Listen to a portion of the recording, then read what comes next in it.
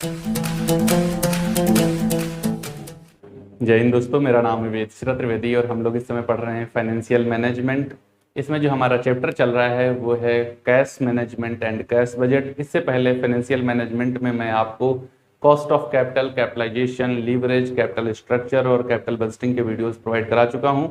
इन सब का link description box में दिया है, अगर आप चाहें तो उनको बाद में जाकर के देख सकते हैं ताकि आपकी तैयारी थोड़ा और बेहतर तरीके से हो सके।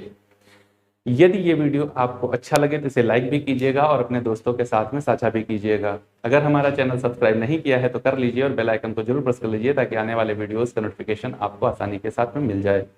इस समय हम लोग जो पढ़ रहे हैं chapter cash management and cash budgeting, इसका पिछला वीडियो मैं आपको एक दे चुका हूं जिसमें इसका ओवरव्यू दिया था मैंने और बताया था कि कैश मैनेजमेंट क्या होता है या कैपिटल बजटिंग क्यों की जाती है, क्या उद्देश्य होता है इसके पीछे। आज हम लोग बात करने वाले हैं कैश मैनेजमेंट की। कैश मैनेजमेंट, तो जब बात कैश मैनेजमेंट की करेंगे, मॉडल्स कुछ दिए गए हैं। Models for cash management. Cash management करने के लिए दो मॉडल दिए गए हैं। उन मॉडल्स में मतलब दो विद्वानों ने अपने अपने मॉडल दिए हैं, अपने विचार व्यक्त किए हैं कि किस तरीके से ऑप्टिमम कैश हमें अपने यहां निर्धारित करना चाहिए। वो दो विद्वान कौन हैं? नंबर 1 पर आते हैं मॉडल और नंबर 2 पर आता है जिसको कहा जाता है मिलर और मॉडल। ये दो मॉडल दिए गए। अब देखो बाउमोल मॉडल क्या कहता है। ये मॉडल जो है, बाउमोल का मॉडल जो है, ये बिल्कुल इकोनॉमिक ऑर्डर्ड क्वांटिटी पर बेस्ड करता है। इन्होंने क्या कहा? इन्होंने कहा है कि ऑप्टिमम कैश को जानने के लिए हमें 2 into B upon T upon I, 2BT upon I ये यूज करिए। आपको जो भी कैश निकल के आएगी उतनी ही कैश रखनी चाहिए एक निश्चित समय अवधि में। बात क्लियर है? निश्चित समय अवधि की बात करते हैं। देखो क्या क्या कंडीशन है यहाँ की। एक फिक्स्ड टाइम पीरियड है, उसके बाद में ऑप्टिमम कैश हमें निर्धारित करना है। तो कैसे निर्धारित करिए? 2T का मतलब है यहां पर फिक्स्ड पेमेंट। यहां पर T का मतलब होता है, T का मतलब होता है fixed payment for fixed period. B का मतलब होता है fixed cost, fixed cost per transaction.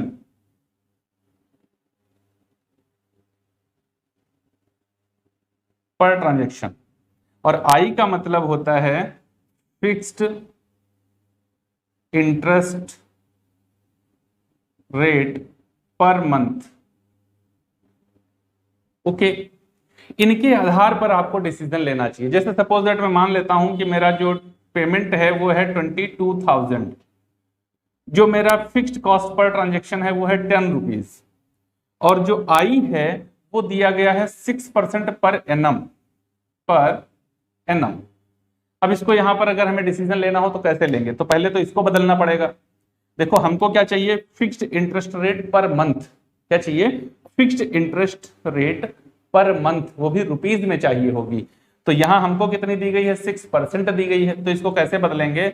6/100 कर दें तो ये रुपए में बदल जाएगी। भाई प्रतिशत में 100 से मल्टीप्लाई देते हैं तो प्रतिशत बन जाता है, अगर 100 से डिवाइड कर दे तो रुपया बन जाएगा। ये एनम की है, एक वर्ष की है, तो अगर मैं इसको 100 से डिवाइड भी करता हूं तो ये बनेगी एक वर्ष की। हमको चाहिए एक महीने की, तो इंटू 12 कितना आ जाएगा? तो देखो इसको करेंगे तो ये 0.006 हो जाएगा। फिर 12 से डिवाइड करें तो 12 पंचे 60 होता है, मतलब है हमारा 0.005 ये आ जाएगा इंटरेस्ट। अब इसको सॉल्व कर लीजिए, यहां पर क्या आ जाएगा? तो ये कहते हैं अगर बाउमोल मॉडल हम लोग माने तो इसके अकॉर्डिंग हमारा कितना होना चाहिए पेमेंट, कितना कैश होना चाहिए हमारे पास में? 2 इंटू बी का मतलब है 10, इंटू टी का मतलब है 22,000 अपॉन 0.005। इक्वल टू 9,380 रुपए 83 पैसे। ओके, ये कहते हैं आपको मिनिमम, मतलब ऑप्टिमम, मिनिमम नहीं, ऑप्टिमम अनुकूलतम कैश की स्थिति क्या होनी चाहिए आपके यहाँ, ये होनी चाहिए 9,380 रुपए 83 पैसे। ओके, तो देखिए ये जो मॉडल दिया बामोल मॉडल जो है, इसकी लिमिटेशंस हैं। क्या लिमिटेशंस हैं? दो सबसे बड़ी लिमिटेशन देखो इसकी क्या है। नंबर 1, इनके यहाँ पेमेंट और रिसिप्ट्स एकदम फिक्स्ड होनी चाहिए। क्या होनी चाहिए? फिक्स्ड होनी चाहिए। कितना पेमेंट करना है, कितना रिसिप्ट्स होना है, ये बिल्कुल फिक्स होना चाहिए। अगर पेमेंट और रिसिप्ट्स आपने एकदम फिक्स्ड कर रखी हैं, हो सकता है कर लो आप, हो सकता है कर लो, लेकिन अगर इनको फिक्स्ड कर लिया तो पक्का मान लो व्यवसाय कभी उन्नति नहीं करेगा। आपका जो लेवल है वही बना रहेगा, उसमें भी जब मार्केट का फ्लक्चुएशन हो जाएगा तो आपके पास में कैश का शॉर्टेज हो जाएगा। अगर मार्केट अप चला गया तो कैश शॉर्ट हो जाएगा, अगर मार्केट डाउन हो गया तो आपके पास में जो कैपिटल है वो ब्लॉक हो जाएगी, मतलब वेस्ट चली जाएगी आपकी कैश। तो पहली ये सिचुएशन इनके यहाँ फिक्स होना चाहिए रिसिप्ट्स एंड पेमेंट, जो कि वास्तविकता में प्रैक्टिकल लाइफ में अगर देखें तो नहीं हो सकता है। दूसरी सिचुएशन क्या है कि प्रीवियस ईयर, ये जो इंफॉर्मेशन हमने ली है ये तो प्रीवियस ईयर की है, ये प्रीवियस पीरियड की है, तो क्या जरूरी है कि जो मैंने पिछले समय में किया था वही मैं अगले समय में करूंगा? ये कैसे निश्चित कर सकते हैं? तो इसको निश्चित करना फिर से कठिन है। तो ये दो लिमिटेशन है जिसकी वजह से बामोल मॉडल को मान्यता नहीं मिल पाई, इसको नहीं माना गया। तो फिर मानेंगे कैसे, मैनेजमेंट करें भाई? इनका जब माना नहीं गया, देखिए याद रखिएगा ऐसा क्वेश्चन 4 नंबर में पूछा जा सकता है। आपको सिचुएशन दे देगा कि इतना पेमेंट किया जाता है, इतना ट्रांजैक्शन चार्ज पड़ता है फिक्स्ड, और मंथली इंटरेस्ट रेट इतना है।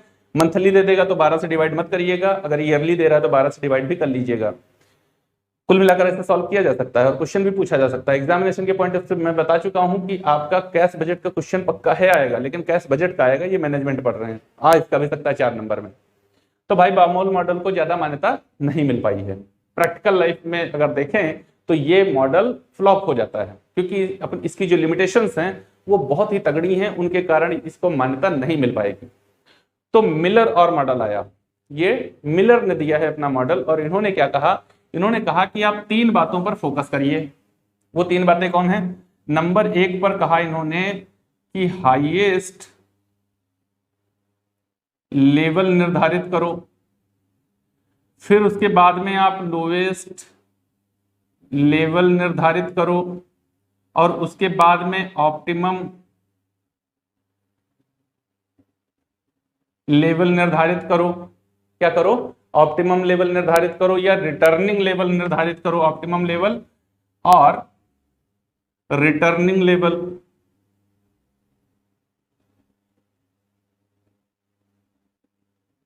ओके, कैसे निर्धारित करो? तो पिछले वर्षों की सूचनाएं आपके पास होंगी। कोई नया नया व्यवसाय करने तो आया नहीं हो, तो पिछले वर्षों की सूचनाएं, अगर नया नया करने आए हो तो अनुमान लगाओ, स्टैंडर्ड स्थापित करो। ओके, और अगर पहले से कर रहे हो तो पिछले वर्षों की सूचनाएं आपके पास होंगी, उनके आधार पर निश्चित करो कि हमारे पास में जब बहुत ज्यादा आवश्यकता किसी मंथ में पड़ गई हमको, जब किसी मंथ में या फिर 3 महीने में, 6 महीने में या वर्ष में, जब हमें कभी बहुत ज्यादा, वैसे ये मंथली बनाए जाते हैं, कैश बजट मंथली होते हैं। ओके, तो किसी मंथ में जब हमें बहुत ज्यादा आवश्यकता कैश की पड़ी तो कितनी पड़ गई? मान लेते हैं कि हमको 20,000 रुपए की बहुत ज्यादा जब आवश्यकता पड़ी थी महीने में तो पड़ गई थी, तो हाईएस्ट लेवल निर्धारित कर लो कि हमको 20,000 रुपए कैश ज्यादा अपने पास रखना है। अच्छा, जब बहुत कम जरूरत हमको पड़ी थी, बहुत कम जरूरत हमको पड़ी थी तो कितनी पड़ी थी? तब मान लेते हैं कि हमको 5,000 रुपए की जरूरत पड़ी थी, बहुत कम जब जरूरत पड़ी थी तो 5,000 रुपए की जरूरत पड़ी थी। उसके बाद में कहते हैं कि एक ऑप्टिमम लेवल निर्धारित करो कि कितना ज्यादा, कितना हमारे पास में अनुकूल, कितना पैसा हो तो अनुकूलतम स्थिति होगी वो हमारी। तो कहते हैं उसको हम मान लेते हैं 10,000 रुपए होगी। ओके, तो बस हो गया निर्धारण। अब क्या करिए, इन्होंने कर दिया अपना ऐसे, ठीक है, फिर वहां पर ये लेवल इन्होंने निर्धारित कर दिया। ये क्या है? हाईएस्ट लेवल है। ये क्या है? लोएस्ट लेवल है। और ये क्या है? ऑप्टिमम लेवल है। ये क्या है? ऑप्टिमम लेवल है। आप स्टार्टिंग कहां से करोगे? ऑप्टिमम लेवल जो आपके पास 10,000 रुपए आप अनुमान लगाए हो ना कि 10,000 रुपए हो तो स्थिति बढ़िया है, तो 10,000 रुपए से आप चलो, यहां से आप बिजनेस करना स्टार्ट करोगे। जैसे ही आपका बिजनेस स्टार्ट होगा, ऑपरेटिंग एक्टिविटी में जाओगे, कैश का फ्लो स्टार्ट हो जाता है। ऑपरेटिंग एक्टिविटीज में जाते ही आपका कैश का फ्लो स्टार्ट हो जाता है। अपने सप्लायर्स को पेमेंट करना पड़ता है, सैलरी एंड वेज देना पड़ता है, रेंट एंड टैक्स देना पड़ता है, मिसलेनियस एक्सपेंडिचर्स करने पड़ते हैं, इंटरेस्ट देना पड़ता है, कमीशन देना पड़ता है, डिविडेंड्स देना पड़ता है, टैक्सेस पेमेंट करने पड़ते हैं। यहां पैसा जाता है, फिर आता भी है, हमारे कस्टमर से हमको मिलता है। हमने अगर कहीं इन्वेस्ट कर रखा है तो वहां से इंटरेस्ट मिलता है, किसी कंपनी में पैसा इन्वेस्ट कर रखा है तो डिविडेंड्स मिलता है, ऐसे हमको पैसा मिलेगा भी। तो फ्लो जैसे ही ऑपरेटिंग एक्टिविटी में आप इंटर करते हो, कैश का फ्लो स्टार्ट हो जाता है। जब वो फ्लो स्टार्ट होगा तो आप यहां से ऐसे ऐसे ऐसे ऐसे ऐसे ऐसे करके आगे, कभी नीचे आओगे, कभी फिर ऊपर जाओगे, फिर नीचे आ सकते हो, फिर ऊपर जाओगे, ऐसे ऐसे करते करते, ऐसे मान लो नीचे आ रहे हो, फिर एकदम से आप यहां आ गए, देखो यहां। और ये लेवल कौन सा है? हाईएस्ट लेवल है।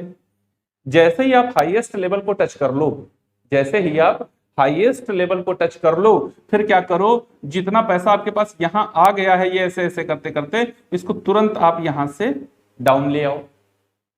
डाउन कैसे ले आओगे? इस पैसे से जो 10,000 रुपए आपका यहां पर आपके पास आ गया है, इससे आप सिक्योरिटीज, मार्केटेबल सिक्योरिटीज परचेज कर लीजिए। क्या कर लीजिए? परचेज कर लीजिए। आप किसको परचेज कर लीजिए? तो मार्केटेबल सिक्योरिटीज को परचेज कर लीजिए। मार्केटेबल सिक्योरिटीज ऐसी जिनको जब चाहे तुरंत बेच सकते हैं, जैसे ही आवश्यकता पड़ेगी तुरंत बेच देंगे, और नहीं जब तक आवश्यकता पड़ेगी तब तक ये हमको इंटरेस्ट देती रहेंगी। तो देखो क्या हुआ, तुरंत ये पैसा हमारा विनियोग हो गया, इंटरेस्ट हमको मिलने लगा। फिर हम कहां आ गए? वही ऑप्टिमम लेवल पर आ गए, जो हमने ऑप्टिमम लेवल यहां निर्धारित किया था। फिर ऑप्टिमम लेवल से चले, हो सकता है इस बार आप नीचे की ओर चल जाओ ऐसे, फिर कभी ऊपर जाओ ऐसे, फिर नीचे आ रहे हैं, फ्लो आपका चलता रहेगा, ऐसे जा रहे हो ऐसे, ओके, ये चल रहा है फ्लो। हो सकता है आप ऐसे बिजनेस चलता चलता चलता चलता आप यहां आ जाओ, लोअर पे आ जाओ। लोअर लिमिट क्या थी आपकी? 5,000 थी। लोअर लिमिट क्या थी? 5,000। जैसे ही 5,000 पर आओ तो ये जो आपके पास में सिक्योरिटीज थी, इनको आप तुरंत फट से सेल कर दो, इनकी सेल कर दो और तुरंत फिर ऑप्टिमम पर आ जाओ। आपके पास में 10,000 की सिक्योरिटी थी, 5,000 की बेचो, 5,000 पे आ ही गए, 5 5 10 ऑप्टिमम पे आ जाओगे। ओके, फिर ऑप्टिमम पे आ जाओगे। जैसे ही आप ऑप्टिमम पे आओगे फिर ऐसे ही चलो। तो इसी तरीके से आप अप एंड डाउन में चलते रहिए। इससे क्या होगा, अगर आपको बहुत ज्यादा आवश्यकता में पहुंचोगे तो आप यहां तक पहुंचोगे, आपके पास में कोई बात नहीं, बैलेंस है। अगर बहुत नीचे आए तो यहां तक आ जाओगे, तो ये पैसा आपका ब्लॉक नहीं होने पाएगा। ये मार्केटेबल सिक्योरिटीज में इन्वेस्टेड है और इस पर आपको रिटर्न मिल रहा है। ओके, आपके पास में जो ऑप्टिमम लेवल आपने निर्धारित किया था उतना ही कैश आपके पास है, उससे ज्यादा का कैश आपके पास है नहीं। तो प्रैक्टिकल लाइफ में, इन प्रैक्टिस अगर देखा जाए तो बाउमोल मॉडल या फिर मिलर और मॉडल में दोनों में कौन बेहतर लगता है? तो मिलर और मॉडल जो है भैया, इसको प्रैक्टिकल बिजनेस में इन प्रैक्टिस यूज किया जाता है, यही मॉडल चलता है। अगर कैश मैनेजमेंट की बात कर रहे हैं तो, अगर कैश मैनेजमेंट की बात कर रहे हैं तो इसी मॉडल को मान्यता मिली हुई है, बाउमोल मॉडल को मान्यता नहीं दी गई है। तो उम्मीद है कैश मैनेजमेंट के संदर्भ में दोनों मॉडल, जो दो मॉडल दिए गए हैं, एक बाउमोल मॉडल दिया गया है, विलियम जे बाउमोल ने ये मॉडल दिया है, ये मॉडल विलियम जे बाउमोल के द्वारा दिया गया है। ऑब्जेक्टिव क्वेश्चन कभी पूछा जाता है तो पूछा जा सकता है बाउमोल मॉडल किसने दिया, तो विलियम जे बाउमोल ने ये मॉडल दिया हुआ है। ये मॉडल मिलर का दिया हुआ मॉडल है, जिसको मिलर और मॉडल के नाम से जाना जाता है।